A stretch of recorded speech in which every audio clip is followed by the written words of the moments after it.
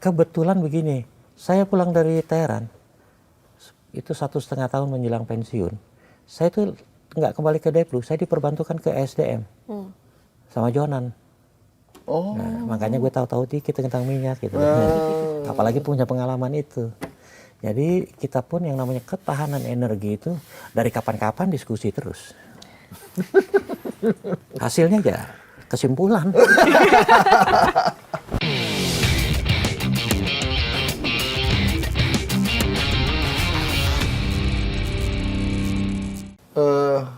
Sebenarnya buat publik mungkin agak dilematis juga nih. Satu sisi mereka senang Iran akhirnya bisa melawan hegemoni Publik Amerika. siapa? Iya, maksudnya beberapa orang khawatir kalau ini terlampau lama. Kalau beberapa orang nggak usah dipikir Bukan gini, berapa Pak. orang. Ini berapa nih? Maksudnya gini, mereka ingin perang selesai. Tapi kalau terlampau lama, satu sisi mereka senang Iran bisa melawan. Tapi mereka juga khawatir dari dampak ekonominya, harga Publik, minyak. berarti publik Indonesia nih ngomongnya. Iya, publik Indonesia. Jadi mereka khawatir nanti harga minyak tinggi, apalagi Iran udah menutup Selat Hormuz segala macam. Ntar lu nama lupa gue nih. Gaib. Mas Gaib. Mbak Diandra. Itu yang dikhawatirkan. Salah satunya. Kita negara apa? Aman, tentram, ya nggak ada perang, nggak ada krisis, ada aja tuh kekurangan impor beras lah, beras nggak ada, garam aja kita nggak bisa, nggak ada, bawang putih nggak ada, nggak ada krisis. Nah, artinya apa sih? Bahwa apapun yang ada di Indonesia itu kan buatan gitu loh, ya nggak? Nah kalau sekarang terjadi di sana kan, kalau itu terdampak kita, itulah krisis kalau terjadi alamiah gitu loh.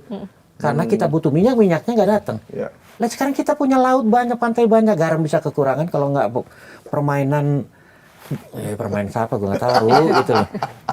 Ya nggak? Nah, terus mau mengkhawatirkan apa? Sepanjang hidup kita yang aman damai ini juga harga minyak, harga minyak tentram, kita tentram, harga minyak gejolak dikit, kita ikut gejolak dikit, padahal kita nggak ada apa-apa. Nah kita katanya punya minyak impor, dulunya ekspor, sekarang impor. Ya risikonya seperti itu. Karena ketergantungan. Nah kelihatannya ketergantungan itulah yang dipelihara oleh namanya Trump itu. Terutama dengan perjanjian terakhir itu. Yang kita begitu saja ngasih 10 dapat 1 gitu. Jadi sebenarnya kembali kalau kekhawatiran, ya nggak ada apa-apanya krisis. Mestinya ada krisis ya udah harus lebih siap dong gitu loh. Kecuali kalau kita tentram, nggak ada apa, nggak pernah krisis, nggak pernah gejolak, ada krisis kaget. Lagi nggak ada apa-apa aja kaget terus. Lu kalau ada kaget beneran ya kita juga lebih kaget beneran juga. Nah kata Menteri SDM kan cadangan minyak kita cuma untuk 21 hari Pak, tanggapannya. Kalau Jepang 245 hari. Kita cuma 21 hari Pak. Ini gue boleh cerita nih, ini seru nih. Ketika gue di sana, salah satu tugasnya itu adalah TTI, Trade Tourism Investment. Trade dalam hal ini nih, migas segala macam. Investment juga dalam konteks migas sangat kental. Jadi gue mengusahakan mendekati ke sana mencari peluang. Ya, tapi kan dalam kondisi sanksi, begitu gue dapet peluang di sininya yang takut. Contoh paling nyata, cadangan minyak ketika zaman itu, bahkan waktu gue di sana itu katanya 18 hari. Artinya apa sih? 18 hari supply mati, hari ke-19 kita selesai gitu kan. Kan kira-kira begitulah gambarannya. Presiden waktu itu menugaskan, coba dijajaki supaya ketahanan minyak kita, migas kita, paling nggak sebulan lah. Nggak muluk-muluk sebulan. 12 hari nambah. Datanglah pengusaha besar kita. Kami siap untuk menambah cadangan. Artinya kan menambah storage gitu loh. Kita akan bangun karena polusi waktu itu 18 hari ini storage-nya kebanyakan di barat. Timur kosong. Artinya belum ada. Jadi storage yang buat 12 hari itu akan dibuat di Makassar, di Sulawesi Selatan. Untuk ini kan harus ditenderkan pembangunan. Untuk tenderkan itu di syaratnya harus ada jaminan supaya nggak terputus ke situ. Itulah yang, wah kita mau beli minyak Iran, siap. Datang delegasi sana, gue ketemukan pengambil keputusannya, begitu presentasi, oke, jadi butuh crude oil. Oh, belum. Saya butuh investor untuk bikin storage. Kan nadanya udah lah. Ya ilaha illallah. Apa enggak rada-rada gimana? Kirain tinggal kirim minyaknya Iya. doang. Pak. Iya. Ternyata nyari investor dulu. Nih, gue jadi malu. Udah. Oh, kalau Pak Duta Besar katanya bilang ke saya, menterinya tuh, gimana gua nggak malu? Katanya Pak Duta Besar delegasi ini mau beli minyak. Rupanya investasi, itu kan dua hal yang jauh beda. Katanya. Ya kalau kita bilang jauh bedanya gitu loh. Lagi ngapain ya Iran bikin kilang di Indonesia? Secara minyaknya banyak. Nah, ngapain gitu kan? Jadi nyari investor, kalau ini ya ini kan lain cerita. Ini kisah nyata nih ya. Lucu. Artinya apa? Udah, gue kan begitu pulang nih, tadinya semobil, terus gue minta, Bapak pakai mobil ini silakan, saya naik sebentar atau mau tunggu sebentar. Gue terpaksa minta maaf dong. Iya. Oh balik lagi? Ya gue naik lagi, Pak Menteri maaf ya, saya juga nggak nyangka kalau diskusinya seperti ini. Dan maaf ya, kejadian itu nggak sekali. Itu orang pemerintahan apa swasta? Jangan ditegesin gitu. Pertamina tanya nih, Pertamina butuh 500.000 LPG. Deal. Tanya deh. Ntar ya di luar gue kasih tahu nama-namanya. Deal. Dalam 10 pengapalan, sekali pengapalan 50.000. 2 kali pengapalan lancar. Ketiga, nggak ada kabar. Kita nggak bisa terusin. Ditegur Amerika, takut, berhenti. Itu yang padahal harganya bagus. Makanya tuh pejabat itu kalau ketemu gue, ini nih Pak Dian yang Pak Dubes nih yang sebenarnya kita bisa dapat untung tapi ntar kita detailnya. Lo artinya apa sih? Kita banyak yang bisa dilakukan sama Iran gitu loh. Tadi pertanyaannya apa tadi ujungnya? Pertanyaan tadi ujungnya, saya lupa nih. Ini yang cadangan kita cuma 21 hari. Cadangannya dari tahun itu sampai sekarang ada perubahan? Enggak ada. Ya itu tetap 20 hari itu perasaan. Jepang itu menghasilkan minyak nggak sih? Kebetulan begini, saya pulang dari Teheran, itu 1,5 tahun menjelang pensiun. Saya tuh nggak kembali ke Deplu, saya diperbantukan ke SDM sama Jonan. Oh. Nah, makanya gue tahu-tahu dikit tentang minyak gitu. Apalagi punya pengalaman itu. Jadi kita pun yang namanya ketahanan energi itu dari kapan-kapan diskusi terus. Hasilnya ya kesimpulan.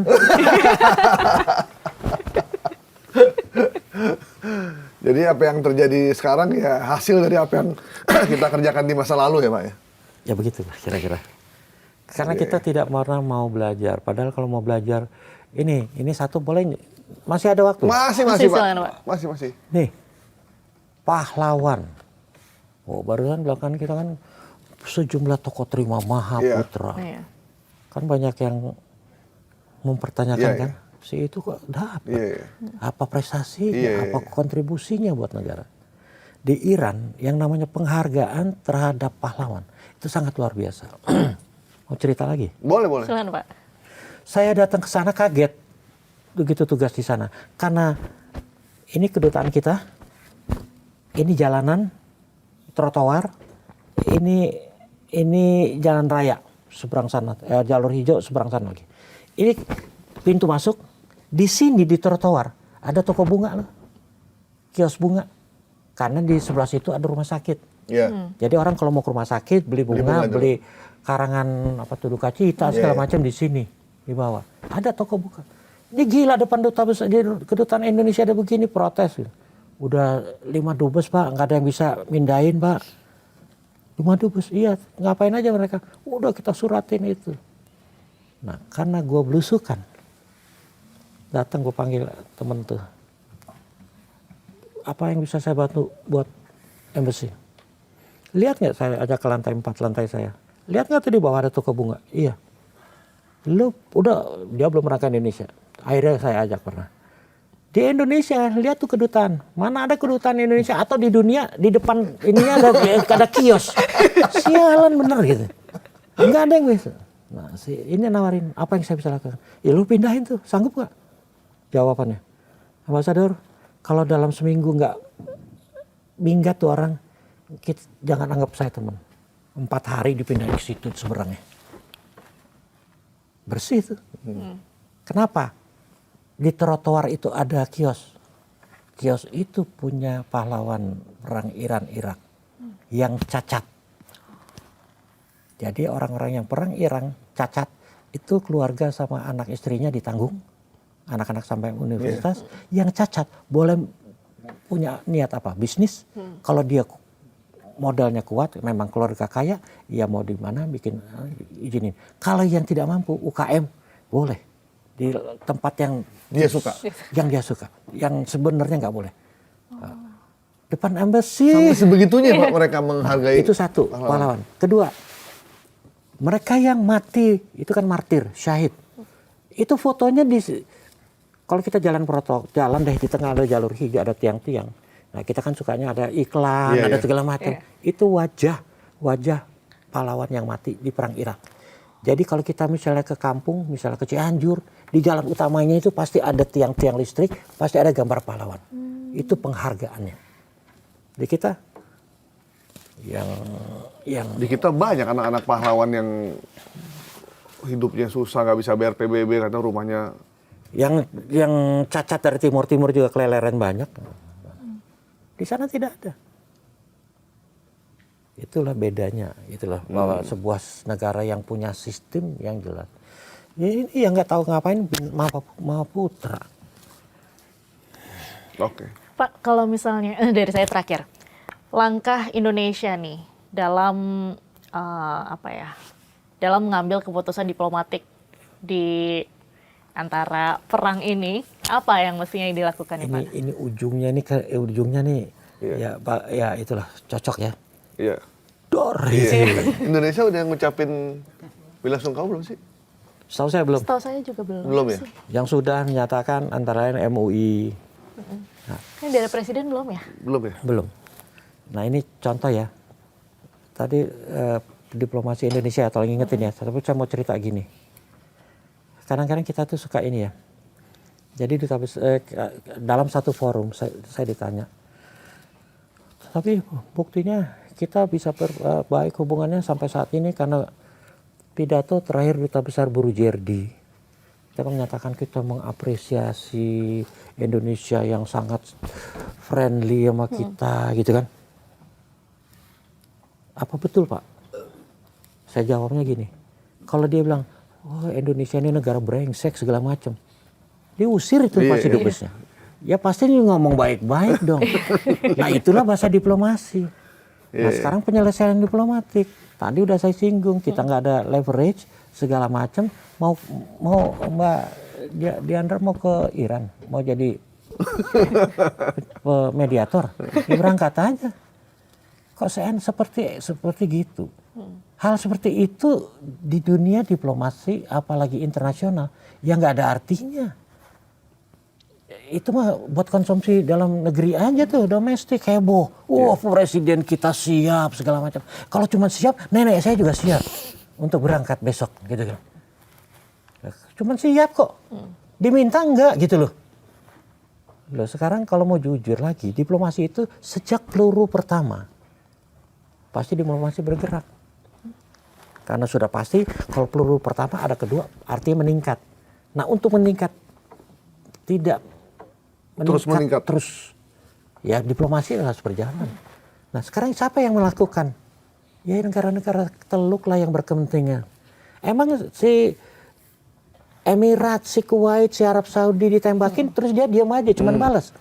Dia juga pengen berhenti rakyatnya tuh. Rakyat Amerika, rakyat Timur Tengah, siapa yang mau ikut-ikutan perang. Udah hidup nyaman, gedung mewah, Iya. serba Iya. mewah. Nggak ada yang mau. Nah, konstituen mereka itulah yang pasti akan menuntut Gimana cara jangan diserang Bukan lagi? ya? bukan mereka apa tuh? Emir, nggak usah ikut-ikutan deh. Kita yang susah kan gitu tuh. Nah, pemerintah negara itu yang punya pangkalan, ya sekarang paling heboh, paling sibuk diplomasi. Negara-negara yang diminta membantu adalah negara-negara yang punya leverage tinggi, yaitu Mesir.